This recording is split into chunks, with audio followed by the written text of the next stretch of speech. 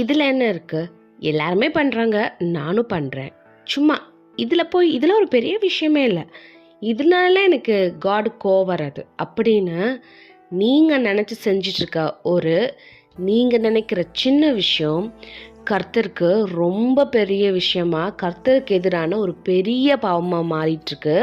அது என்ன நீங்கள் தெரிஞ்சுக்கணுன்னா இந்த வீடியோ ஃபுல்லாக பாருங்கள்.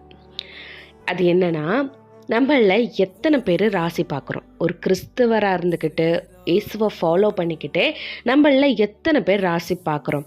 அதுக்கு எத்தனையோ காரணங்கள் இருக்கலாம்.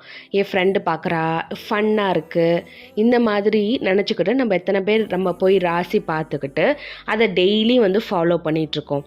நம்மளை பொறுத்த வரைக்கும் அதில் என்ன சும்மா க்யூட்டாக இருக்குது சிம்பிள்ஸ் எல்லாம். அப்புறம் என்ன, சும்மா ஃபன்னாக தான் நான் பண்ணுறேன். அப்புறம் இன்ஸ்டாவில் போட நல்லா ஒரு ட்ரெண்டாக இருக்குது, அதனால நான் பண்ணுறேன் அப்படின்லாம் நீங்கள் பண்ணிகிட்ருக்கீங்கல்ல. ஆனால் அது கர்த்தரை கோவப்படுத்துகிற ஒரு பெரிய பாவமாக இருக்குது. நமக்கு பிதாப்பா 10 கட்டளைகளில் ஒன்று கொடுத்துருக்காருல்ல, 10 கட்டளைகள் கொடுத்துருக்காங்கல்ல. அதில் கட்டளையை என்ன கொடுத்துருக்காருன்னு தெரியுமா? உனக்கு நான் மட்டும்தான் காடு, வேற எந்த காடுமே உனக்கு இருக்கக்கூடாது. இதான் கட்டளை.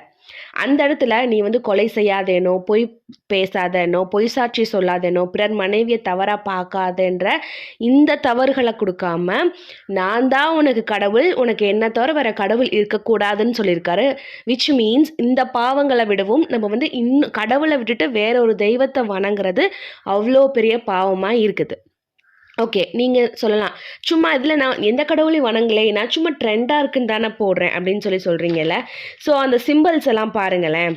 ஃபஸ்ட்டு ஒரு ராசி எடுத்துக்கலாமா? ரிஷபம்னு ஒரு ராசி இருக்குது. அதில் காளமாடு தான் சிம்பிளாக இருக்கும். காளமாடு ஒரு நமக்கு நிறைய சொத்து வரணும்னு ஒரு சில மக்கள் இன்னமுமே அந்த காளமாடை பார்த்து ப்ரேயர் பண்ணிகிட்டு இருக்காங்க. அது ஒரு சிலை, அதை மக்கள் ஃபாலோ பண்ணிகிட்ருக்காங்க.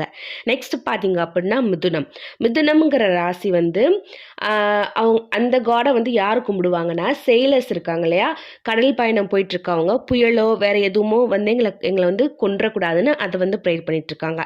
சிம்ம ராசிங்கிறவங்களுக்கு லயன் போட்டிருக்கோம். லயன் இன்னுமே கிரீக் மக்கள் ஒரு பெரிய தெய்வமாக கும்பிட்டுருக்காங்க.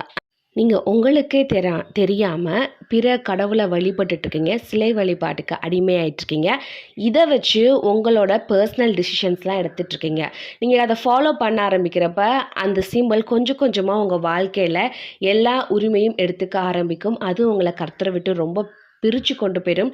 நீங்கள் கர்த்தருக்கு எதிராகவும் பாவம் செஞ்சிட்ருக்கீங்கன்றதை மறக்காதீங்க. ஒருவேளை நீங்கள் இப்படி பண்ணிட்டுருந்தீங்கன்னா இன்றைக்கி அதை ஸ்டாப் பண்ணுங்கள்.